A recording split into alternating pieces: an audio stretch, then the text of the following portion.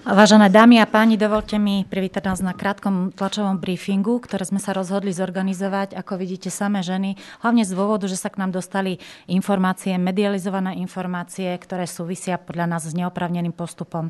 Dovolte, aby teda úvodné slovo sme dali pani Kozelovej, ktorá na celý prípad upozornila. Prajem príjemný dobrý deň. K prípadu som sa dostala asi takým spôsobom, že mi zatelefonovala pani riaditeľka školy v momente, kedy sa prípad odohral. Považovala som za veľmi dôležité oboznámiť s tým verejnosť, pretože ten prípad vôbec nie je štandardný. Asi spôsob, akým sa vykonalo odobratie dieťaťa, ste myslím už aj sami videli, je absolútne nezmyselný a jednoducho nepriateľný. Takže ja vám veľmi pekne ďakujem naozaj všetkým za to, že tá medializácia, ktorú som dúfala, skutočne prebehla, že sa o prípad zaujímate a vďaka vám sa o prípad zaujíma aj verejnosť. Pretože takéto prípady sa u nás dejú a ja si myslím, že je najvyšší čas, aby sa diať prestali. Takže ešte raz veľmi pekne ďakujem. Nebudem sa vrácať k obsahu celého môjho blogu. Myslím, že ste ho všetci čítali a myslím, že ho čítali aj všetci, ktorí pozerajú. A ďakujem hlavne za Marka. Snažíme sa, robíme, čo môžeme. Pracuje na tom celý tím advokátov. Myslím si, že veľmi dobre. A budeme vás o každom ďalšom kroku informovať. Takže ďakujem a chcela by som poďakovať aj poslancom parlamentu, ktorí sa do prípadu zapojili a ktorí ho naozaj reálne a skutočne chcú riešiť. Takže ďakujem. Dovolím si ocitovať článok 3 z dohovoru o právach dieťaťa.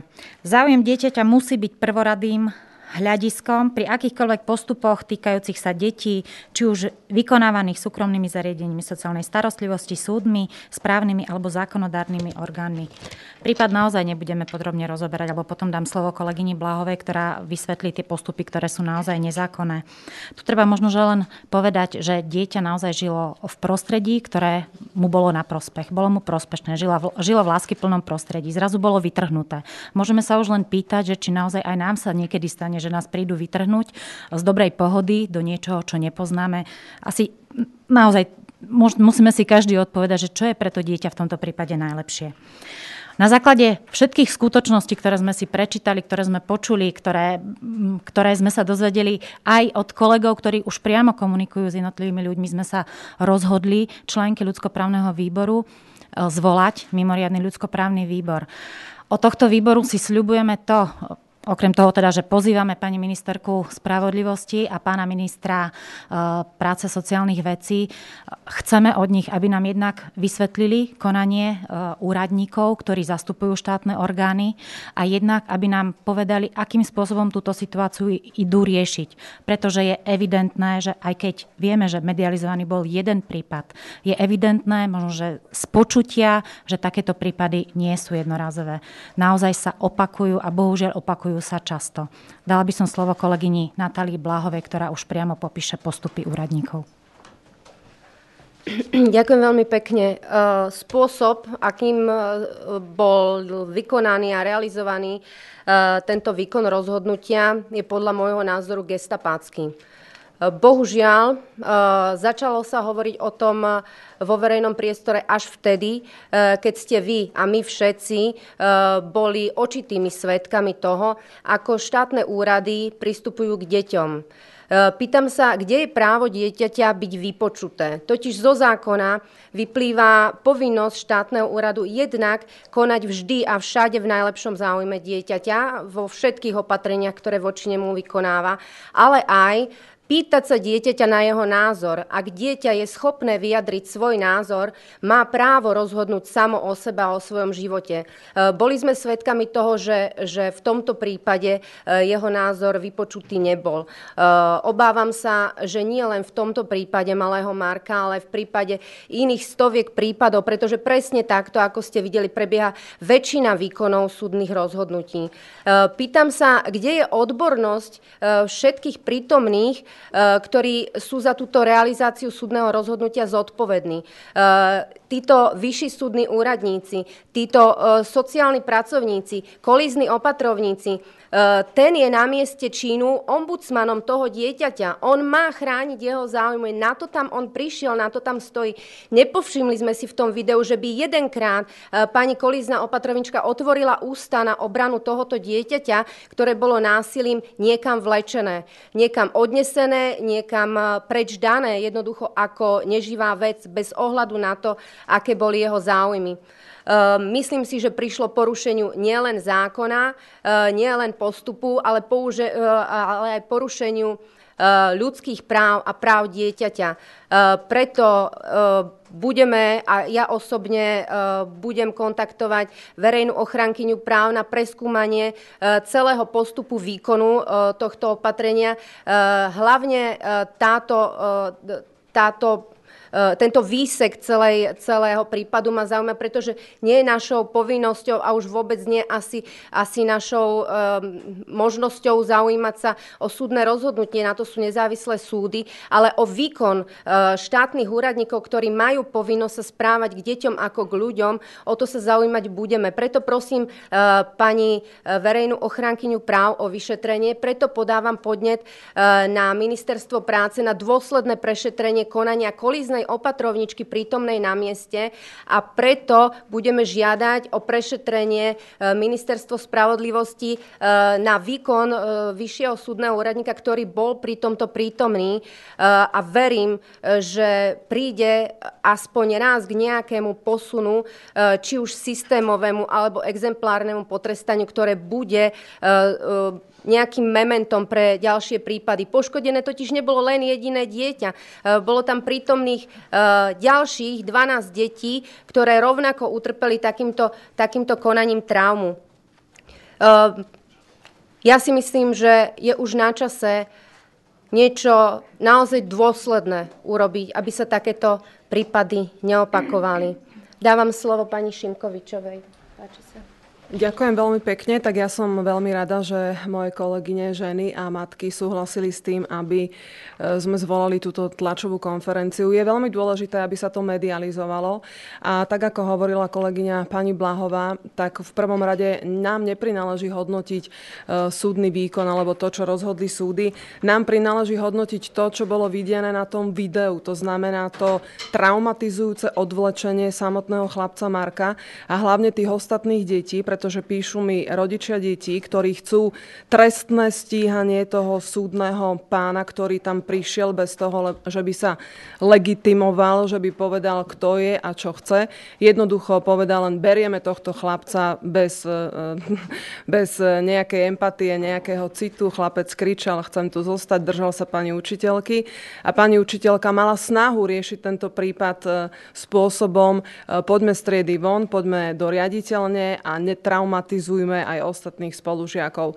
Takže my v podstate potrebujeme precedens tohto úradníka a nejakým spôsobom riešiť konanie týchto ľudí, ktorí takýmto spôsobom chcú odňať dieťa na základe nejakého súdneho príkazu. Ďakujem. Ja by som chcela z tohto miesta vyzvať orgány činné v trestnom konaní, aby sa touto vecou začali zaoberať. Chcela by som vyzvať súdy, aby rozhodovali tak, aby to bolo v najlepšom záujme dieťaťa. A chcela by som vyzvať ministra práce, ako toho, kto je kompetentný a zodpovedný za to, čo sa deje na jeho úradoch. Pána ministra vyzývam aj k tomu, aby využil svoj vplyv, svoj tlak na príslušný úrad práce, kde sa toto odohralo, aby sa ten úrad práce obrátil na príslušný súd, pretože súd môže v rámci predbežného opatrenia do 48 hodín v prípade takto malého dieťaťa rozhodnúť o tom, že dieťa bude okamžite a nenávratne navrátené do náhradnej osobnej starostlivosti starej matky. To dieťa by už nemalo byť ďalej traumatizované. Faktom ale je, že to, čo sa udialo na tomto príslušnom úrade práce s týmito kompetentnými, v úvodzovkách kompetentnými ľuďmi, to je len vrchol ľadovca. To je niečo, čo zaujalo vašu pozornosť, čo zaujalo pozornosť Moniky Kozelovej a napísala o tom, ale to je skutočne len vrchol ľadovca. Toto sa deje, tak ako spomínala aj Natália Blahová, na viacerých úradoch práce. Pracujú tam vyhoretí úradníci, pre ktorých je dieťa ani nie nositeľom mena, ale nositeľom čísla na spise. Toto je skutočne v zodpovednosti, v kompetencii ministra práce, aby urobil poriadok na tých príslušných útvaroch, na odboroch, ktoré sa zaoberajú sociálno-právnou ochranou detí a mládeže, lebo inak budeme svedkami takýchto prípadov aj naďalej. Takže ja ho vyzývam, nielen aby využil svoj vplyv voči tomu konkrétnemu úradu práce, nech súd do 48 hodín rozhodne, nech je chlapec so starou matkou, ale vyzývam ho aj k tomu, aby sa seriózne začal zaoberať tým, kto všetko mu pracuje na odboroch sociálno-právnej ochrany detí a mládeže na úradoch práce, ktoré zastupujú štát. Ďakujem pekne. Aha, ešte mi napadlo, prepáčte, prosím vás, mala už pani Tomanová k tomuto tlačovku? Že by mi niečo ušlo? Ombudsmanka pre deti. Takže keď už toľko vyzývame, tak ja vyzývam ombudsmanku pre deti. Toto ona mala do 5 minút od toho, ako si prečítala ten príslušný článok, ktorý už dnes čítalo snad celé Slovensko. Do 5 minút mala zorganizovať mimoriadnu tlačovú konferenciu a mala presne povedať, aké kroky ide uskutočniť ona ako človek, ktorý má v tejto krajine z titulu zákona chrániť práva detí. Ďakujem. Je to pravda. Ďakujem, dobrý deň. Ja vlastne nadviažem na pani podpredsedničku. Chcem sa poďakovať Slovensku za všetkých aktivistov. Za aktivistov. Aj malý aktivista, v tomto prípade aj veľký aktivista, dokáže spustiť lavínu. Je neuveriteľné, ako sa u nás dokážu úradníci stále arogantnejšie správať na úradoch, kde im je to dovolené. Samozrejme, ryba smrdí od hlavy. Ja si myslím, že toto je aj príkladom toho, že úradníci nie sú vzdelávaní častokrát k empatii a k riešeniu takto závažných prípadov, ako sa stalo. Som presvedčená, že ak sa budeme pozerať na prípad Marka ako na svoje dieťa, ako na svojho suseda, ako na svojho brata, tak začne nová éra v našej krajine pohľadu na ľudí, ktorým sa odopierajú ľudské práva, ich základné práva. Čiže v tomto prípade právo dieťaťa, právo starej mamy, ktorá ho 7 rokov vychovávala, právo detí na kľudné vzdelávanie. Predstavte si, že súdny úradník vtrhne do školy. Do školy. Medzi 6-ročné deti vzdelal niekto súdneho úradníka v tom, čo to je, keď takýmto spôsobom vtrhne medzi 6-ročné deti, akú traumu spôsobí 30 deťom na celý život? Niekto mu vysvetlil, že čo sa udeje v tej triede? Ja sa vlastne aj chcem poďakovať týmto pani učiteľke, ktorá zareagovala veľmi, veľmi profesionálne, pani riaditeľke aj škole. Ale toto je nehorázne. Ide o deti. Ide o ľudí. A ja som rozhorčená, ja som zhrozená tým, čo sa stalo. A keď som videla to video, som presvedčená, že to video by sa malo odvysielať v hlavných správach slovenskej televízii. Toto sú štátni úradníci. A preto budem navrhovať, aby sa na takýchto úradoch a vysokých postoch aj na úradníkov, ktorí vykonávajú takúto činnosť, vykonal personálny audit. Či tí ľudia sú schopní. Ja chápem, že sú frustrovaní, majú nízke platy. Chápem, že majú aj oni svoje osobné problémy. Ale to máme všetci. Aké máte platy? Budete písať škaredo? Budete písať agresívne? Budete vtrhávať do miestnosti, kričať na nás? Prepáčte, ale kde sme? Čiže ja určite budem navrhovať aj pánovi ministrovi práce, ale aj pani ministerke Žitňanskej, pretože toto sa týka, aj to bol súdny vykonávateľ. A ten nemusí mať empatiu, ľudskosť? On je čo? Z Marsu? Ako naozaj toto je vážny prípad a takéto prípady sa dejú každý deň. Sama som bola svedkom, čo sa týkalo ako postihnutých detí. To je na iné tlačovky a na iné ombudsmanky. Keď si raz pani Tomanová vyleje svoj žiaľ, ako sa porušuje jej ľudské práva, verím, že sa vráti aj k takýmto prípadom, skutočným prípadom skutočných ľudí, skutočných detí, bezmocných ľudí v tejto krajine. Takže ako ľudský audit, personálny audit vo všetkých úradoch, ktoré majú to, lebo toto je naozaj neskutočne závažný akt. Prísť po dieťa, nepreštudovať si veci, porušený zákon. A potom jedna aktivistka, ktorá to vyniesie na svetlo Božie. Takže naozaj ďakujme aktívnym občanom, ďakujme ľuďom, ktorí bdia a verme, že my všetci sa posunieme dopredu a že tento prípad nás poučí. Ďakujem. Na záver mi dovolte možno zrekapitulovať to, čo tu bolo povedané. Ako hlavný cieľ tejto tlačovej besedy bolo oboznámiť s tým, čo sa udialo a akým spôsobom by sme videli my ako poslanci Národnej rady nápravu. Evidentne veľa možností nemáme. Preto zvolávame mimoriadny výbor ľudskoprávny, v ktorého pôsobnosti to určite je, pretože sa jedná o práva dieťaťa. Z nášho pohľadu boli evidentne porušené.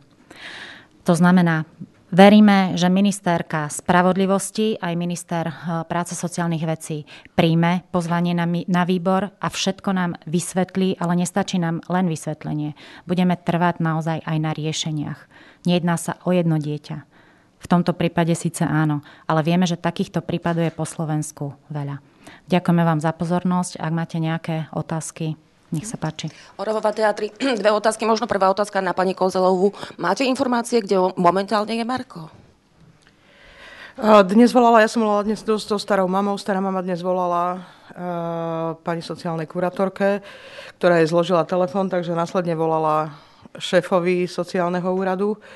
A ten jej povedal, že chlapec sa má dobre a že je vo Švajčiarsku a že od pondelka chodí do školy. Na to sa stará matka ohradila, že ako od pondelka, keď v pondelok bol vo Švajčiarsku štátny sviatok, tak jej odpovedala, že tak možno v Česku. Takže asi toto sú informácie, ktoré máme. Jednoducho odmietajú nám tie informácie dať. My sa domnievame, že je vo Švajčiarsku chlapec, ale nevieme to naisto a odmietajú nám dať informácie, kde je. Tak. Ešte jedna otázka v súvislosti s postupom poslankyň. Hovoríte o tom, že chcete vyzvať ministra práce aj ministerku spravodlivosti. Samozrejme, áno. To je na nich. Jasné, samozrejme. Takže moja otázka znie, čo očakávate od ministerky spravodlivosti v tomto prípade? Myslím, že takisto je úplne jasné, že zlyhal aj funkčne vyšší súdny úradník, ktorý vykonáva vlastne súdnu moc. Takže možno, že tiež apel na jej zamestnancov, aby vykonávali tak svoju činnosť, ako im stanovuje zákon. Sú na to predsa presné predpisy, ktoré evidentne neboli dodržané. Ja môžem doplniť. Ja si myslím, že tu platí to, čo aj v mnohých iných oblastiach na Slovensku. My potrebujeme precedens.